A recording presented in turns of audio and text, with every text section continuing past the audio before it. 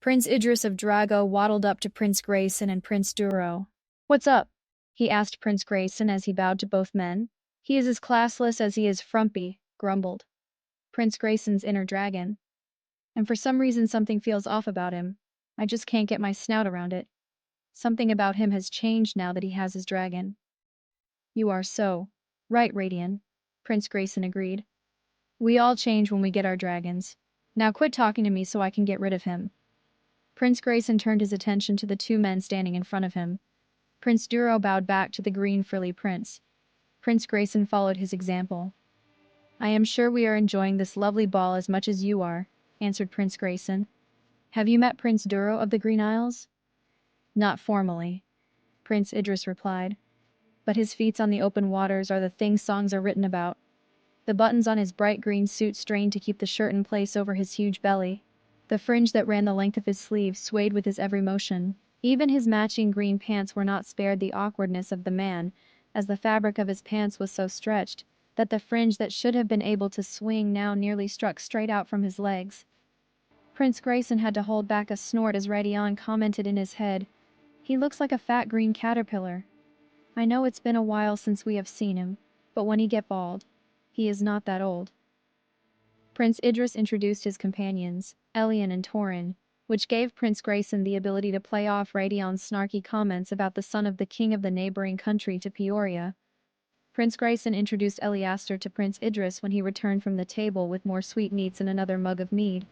"So how is life in Dragos?" Prince Grayson asked Prince Idris. "I hear you have found some more caves of the ancient dragons. It has been exciting." "The caves are located where they first dwelt in the mountains of Soya," said Prince Idris proudly. "Have you seen them?"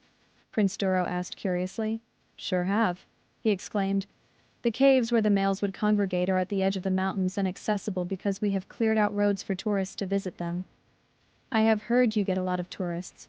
I figured everyone had to fly in their dragon form to visit the caves," mused Prince Grayson.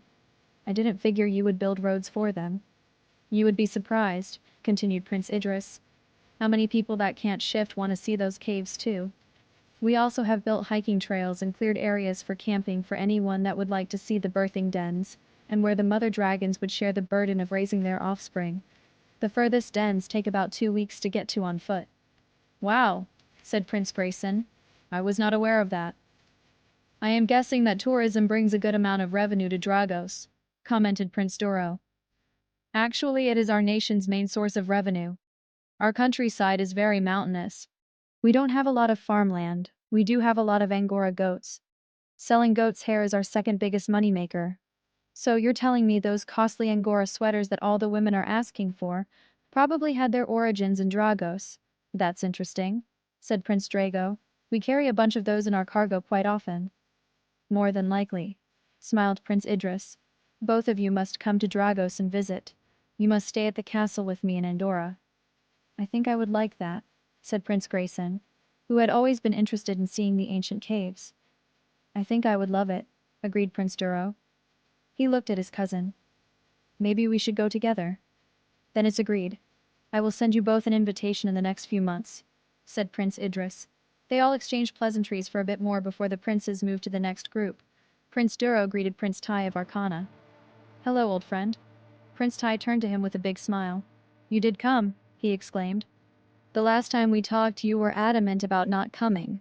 Prince Tai grinned. "You know how it is," he said. "You can't deny a king's request no matter how much you want to.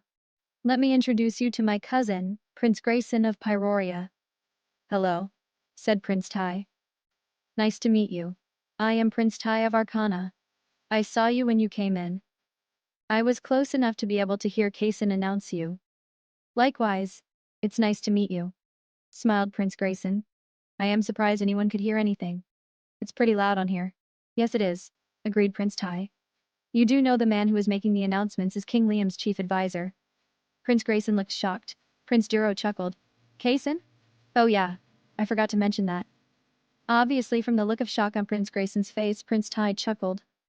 "What is he doing working as a doorman?" Prince Grayson wanted to know. "That seems like an odd job for a king's advisor." "I am guessing he is spying," shrugged Prince Tai. "Why else would he be doing that?" Working as a court announcer is a genius way to disguise oneself. They chatted a little while longer, comparing the policies of their individual countries. Prince Grayson found Prince Tai friendly enough, as well as his companions. He seemed to have a more open mind about his way of doing things. They had a lot in common. I like his political views, Prince Grayson remarked to Radion. I found him very interesting. I could see this man becoming a good ally. Once we are kings, I would like to invite him to visit. I like him. See? Something good is coming out of our journey here, commented Radion. If we hadn't come, you would never have met Prince Tai. Why wait until you are king? Talk to King Ayan when we get back. I am sure he wouldn't mind if you sent him an invitation. You're right. We have never been at odds with Arcana. Maybe we could find some common ground and arrange mutually beneficial trade deals or something, he said to his inner dragon, not having a clue what either one of them had to bring to the table.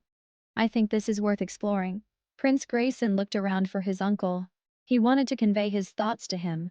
The more he thought about it, the more attractive the idea of keeping communications open between him and the Prince of Arcana became. As they walked to the next group, Prince Grayson was not pleased when his uncle Romid was not immediately available. I'll remind you to tell him, Radion promised.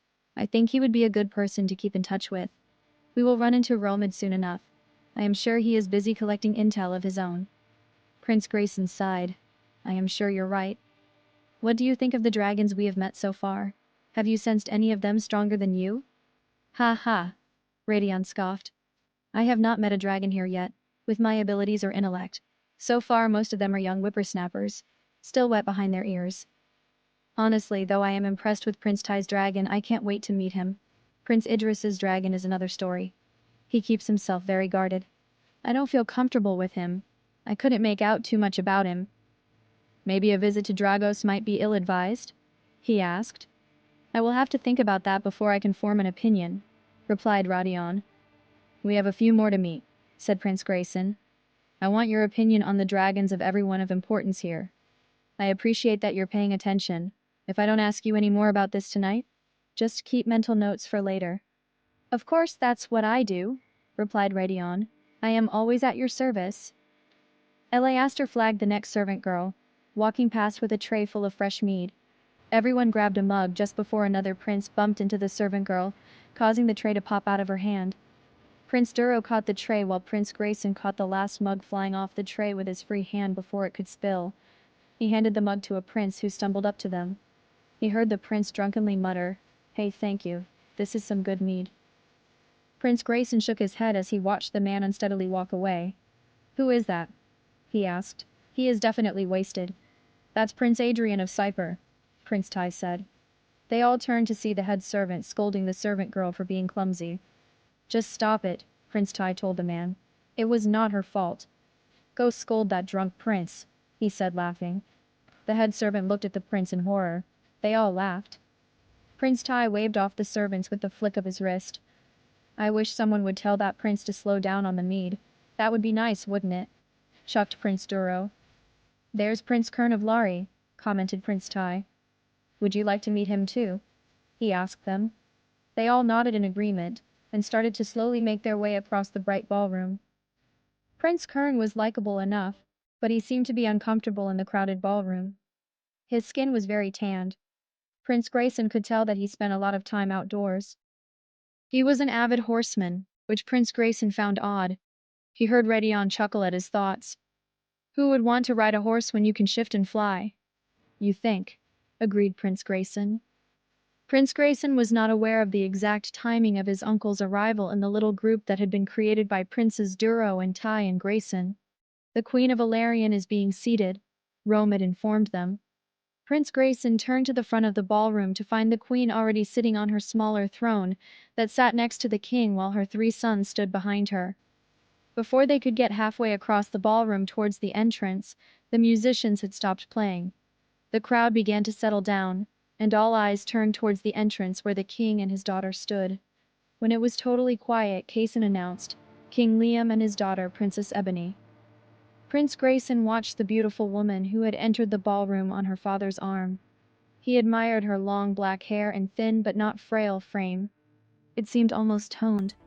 He noticed that she walked with a warrior's grace that was so common of the stronger women in Peroria.